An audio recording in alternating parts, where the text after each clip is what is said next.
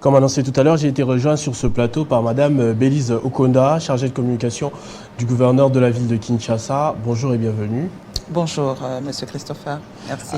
Alors, on parle de Gentini Gobila comme gouverneur, droit dans ses bottes dans cette opération qui, au départ, on pensait que c'était juste pour l'arrivée du pape François, mais le pape parti, Kinshasa continue de remettre l'État dans ses droits. Quelles ont été les motivations? Parce qu'on est à 4 années après le début de son mandat. Qu'est-ce qui a motivé Gentini Gobila de le faire maintenant, précisément?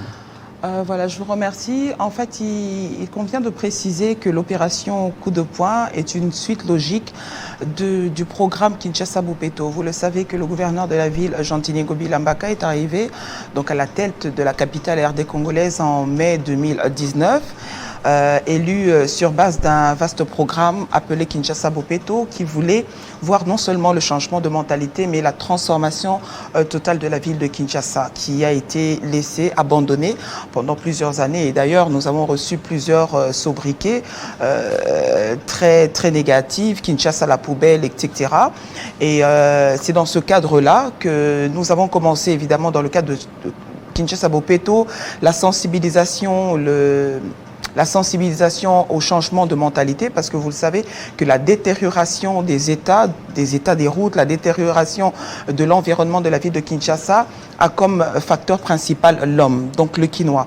On a commencé donc par la sensibilisation et il fallait bien, après quelques temps, que nous puissions passer à la phase de coercition, c'est-à-dire faire appliquer la loi.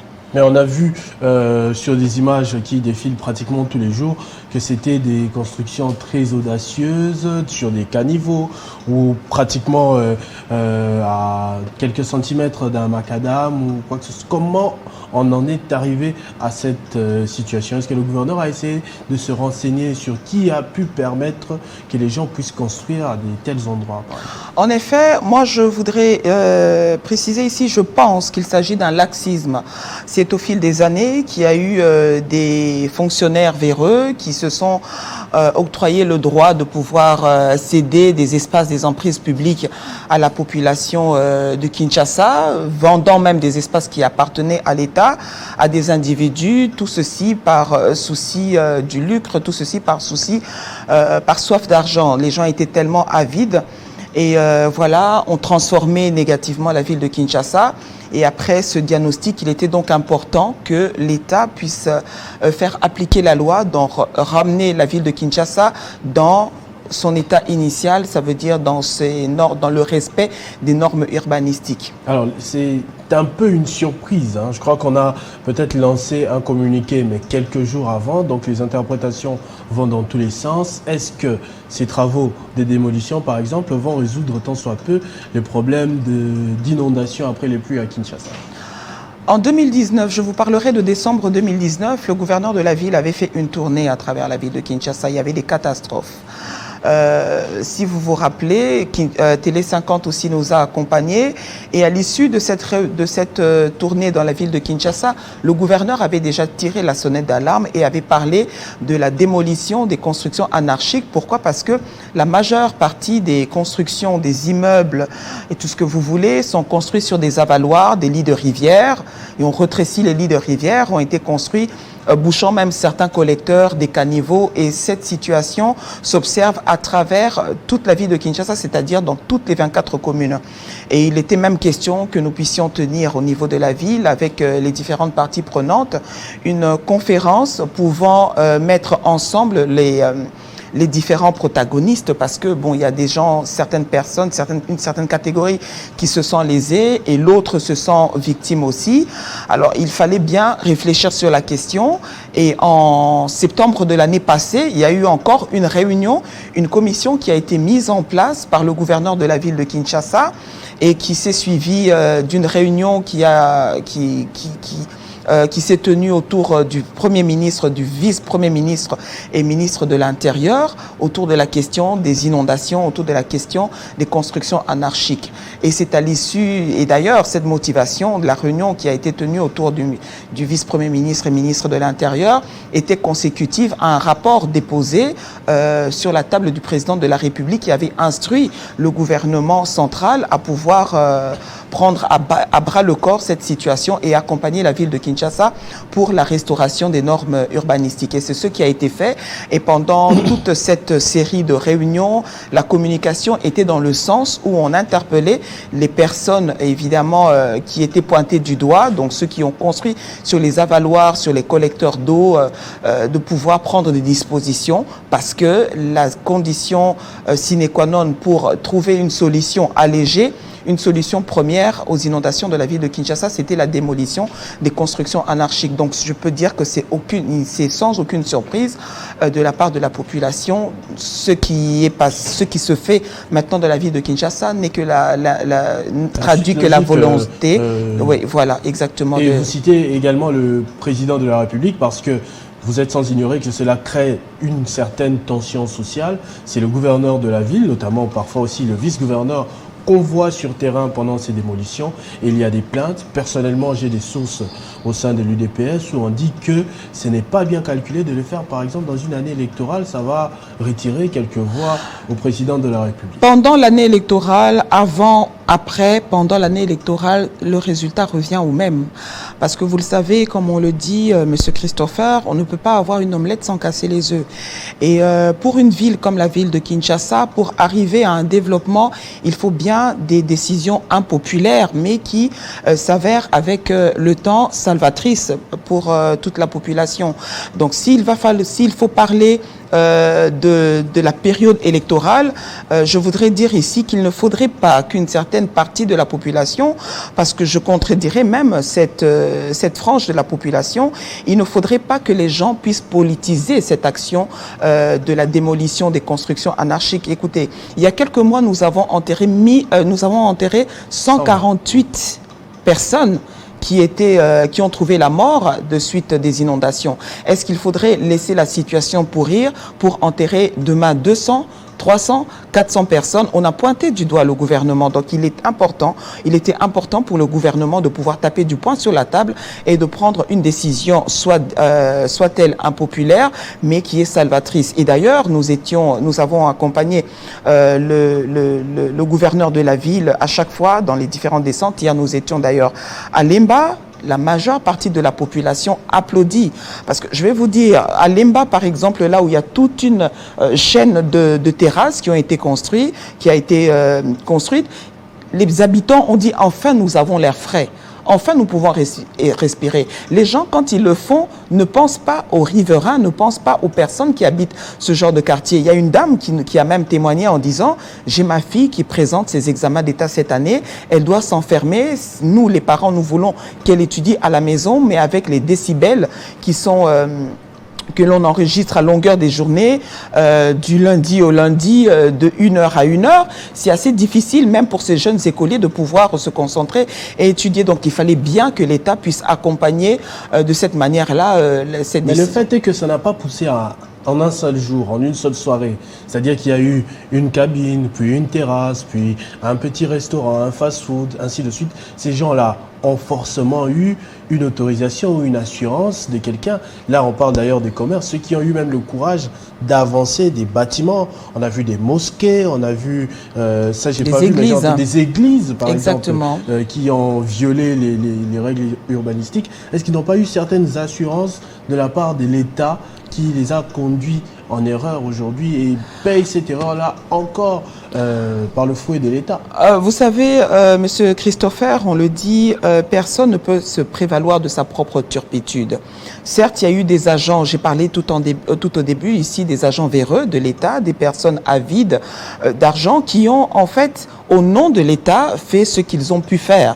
Le président de la République, Félix-Antoine Tshisekedi, le dit toujours et le répète chaque fois qu'il se bat pour un État de droit, pour la restauration de l'État au vrai sens du mot. La restauration de l'État implique également aussi le changement de mentalité. C'est d'ailleurs le cheval de bataille de Jantini Ngobila Mbaka. Et cela implique aussi cette volonté, cet éveil de conscience de la population et même des agents qui travaillent au niveau de l'État. Ils ont certes délivré des documents, sachant très bien qu'il s'agit bien d'une interdiction ou soit des limites qu'il va falloir respecter. Mais je vais vous donner un exemple, le cas de Selembao. Je ne sais pas si vous l'avez appris. À cet endroit-là, les personnes qui se disent aujourd'hui victimes sont des personnes qui ont été indemnisées, tenez-vous bien, 8 fois. La situation de l'avenue de Liberté ne date pas d'aujourd'hui. Le projet, l'État a eu à dédommager une première fois parce que bon, on attendait qu'on agrandisse l'avenue ou soit que l'État commence des travaux. Il y a eu plusieurs années qui se sont écoulées. Ils ont vendu à d'autres personnes, des ignorants, et ont quand même déménagé. Quelque temps après, l'État revient et dédommage, ainsi de suite, jusqu'à ce que... 8 fois. Sur 8 fois, vous sur pouvez, une période de combien d'années? sur une période, parce que là, on parle depuis l'époque de Mobutu, que cet endroit a été plusieurs fois, et vous verrez, il y a même des écriteaux où c'est marqué zone à exproprier. Mais vous verrez, là où il y a quand même ces écriteaux, vous trouverez un Congolais, un Quinois qui se permet de pouvoir acheter aussi sur cet espace. Des pratiques de trafic d'influence.